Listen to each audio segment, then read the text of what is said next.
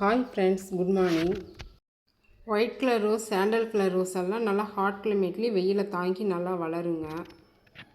இந்த நர்சரியில் இருக்கிற ஒவ்வொரு ரோஸும் எவ்வளோ அழகாக சூப்பராக இருக்குது பாருங்கள். White colour rose, sandal colour ரோஸெல்லாம் நான் 1 kg கவரில் தாங்க நான் வாங்கி வச்சு வளர்த்துட்ருக்கிறேன். இப்போ செடி பார்த்திங்கன்னா நல்ல பெரிய சைஸ் செடியாக என்கிட்ட இருக்குங்க. நம்ம எடுத்த உடனேயே பெரிய சைஸ் பாட்லலாம் வச்சு வளர்க்கக்கூடாதுங்க. 6 inch, 8 inch, 10 inch, 12 inch, 14 inch இப்படி ஸ்டெப் பை ஸ்டெப்பாக தாங்க நம்ம செடியை மாற்றி வச்சு வளர்க்கணும். நானே ஃபஸ்ட் டைம் வாங்கி வச்சு வளர்க்கும்போது எனக்கு இதெல்லாம் தெரியலை. நானே பார்த்திங்கனாக்கா பெரிய சைஸ் க்ரோ பேக்கு, பெரிய சைஸ் பாட்டில் தான் வச்சு வளர்த்துனேன். அதெல்லாம் கொஞ்சம் சுமாராக தாங்க வளர்ந்துட்டுருக்கு. அதே சின்ன சைஸ் பாட்டிலேருந்து நம்ம வச்சு வளர்த்து கொண்டுட்டு போகும்போது செடி நல்லா வளருதுங்க, ஃப்ளவரும் நிறைய வைக்கிது. ஃபஸ்ட் டைம் நம்ம சேனலை பார்க்குறவங்க சப்ஸ்கிரைப் பண்ணிக்கோங்க. கார்டன் வீடியோ தான் நான் அப்டேட் பண்ணிக்கிட்டுருக்கேன். செடிங்கெல்லாம் எப்படி வளர்க்கணும் அப்படிங்கிறது என்னுடைய அனுபவத்தை நான் சொல்கிறேங்க.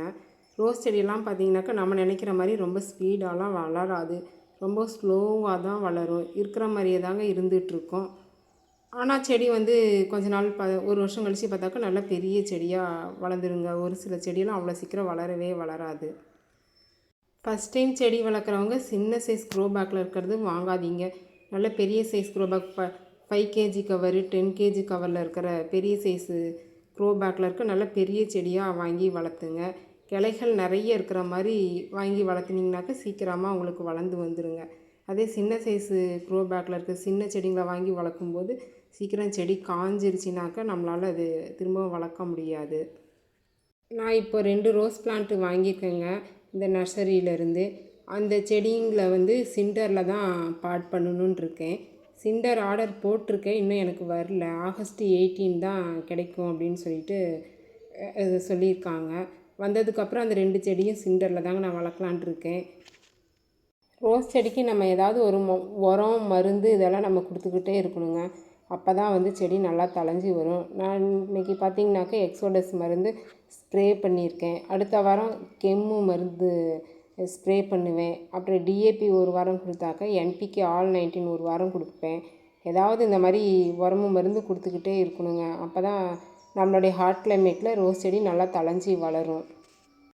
ஹைப்ரிட் ரோஸ் நிறைய என்கிட்ட இருக்குங்க. இந்த வருஷம் மழை காலத்தில் டேவிட் ஆஸ்டின் ரோஸ் பிளான்ட் தாங்க நிறைய வாங்கி வச்சு வளர்க்கணுன்னு இருக்கிறேன்.